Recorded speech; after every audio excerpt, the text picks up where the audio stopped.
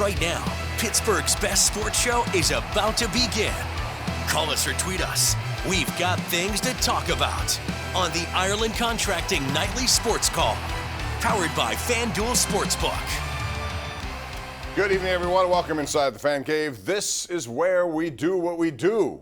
What we do tonight is we talk sports. We do it every night right here at 10:35 on Pittsburgh CW. Welcome to the program. Bob Pompeani, Chris Mueller at your service tonight. You can call us at 412-575-2600. That's the number of the Bordas and Bordas hotline, or just tweet at KD Pomp, at Chris Mueller, PGH. And Chris, let's start with the fact there's a game tomorrow, finally.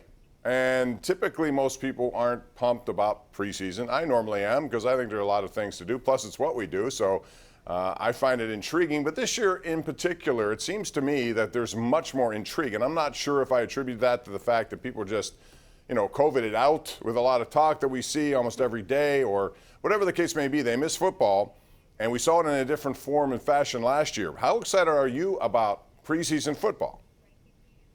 I'm actually much more excited than I usually am, and this is no shot against you, Bob. I want you to know this. I'm usually like an anti-preseason zealot. I'm on the other side of this fence. Typically, it bothers me that guys get hurt in games that don't count. Having said that, for all the reasons you mentioned, but mainly for me, the actual player-centric intrigue, I am absolutely ready for some football. I think this is the realest it's ever felt as far as life after Roethlisberger coming pretty soon to the Pittsburgh Steelers, possibly as soon as next year. So now if you believe that Dwayne Haskins potentially has a chance to take that mantle after Ben Roethlisberger's done, I think you're going to be watching him intently. How could you not? He's a former 15th overall pick that people have said since camp moved to Heinz Field has looked a lot better. Then there's the guy some people, I think it's a dwindling number, still believe in this town as the successor. That's Mason Rudolph. People are going to be watching him. Oh, and by the way, this team is trying to break in 5 new starters at new positions along the offensive line.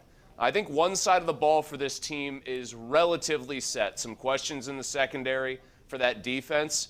But, man, there is so much intrigue on the offensive side, and so much of it is tied to guys that we're actually going to see tomorrow night in Canton. How could you not be a little bit interested in it, at least more than normal? Yeah.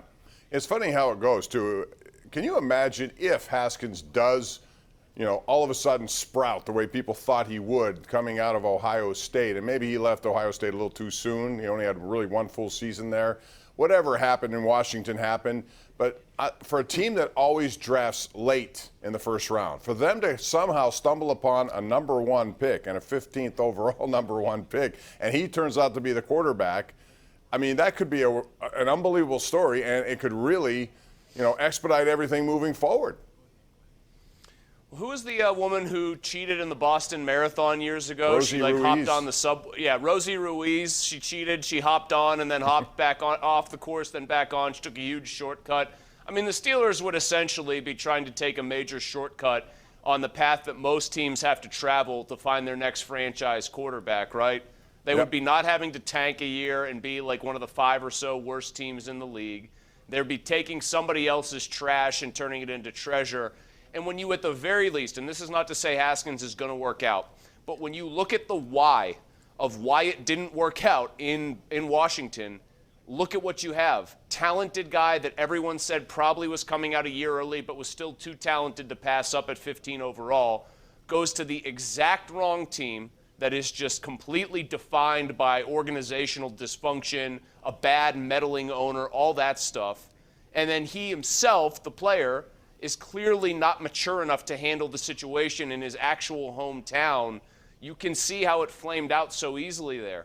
So when you at least look at the backstory here, it is a reasonable conclusion that with a change of scenery and in a much more stable franchise where he doesn't have to play for at least the first year, Dwayne Haskins could actually thrive. Yeah.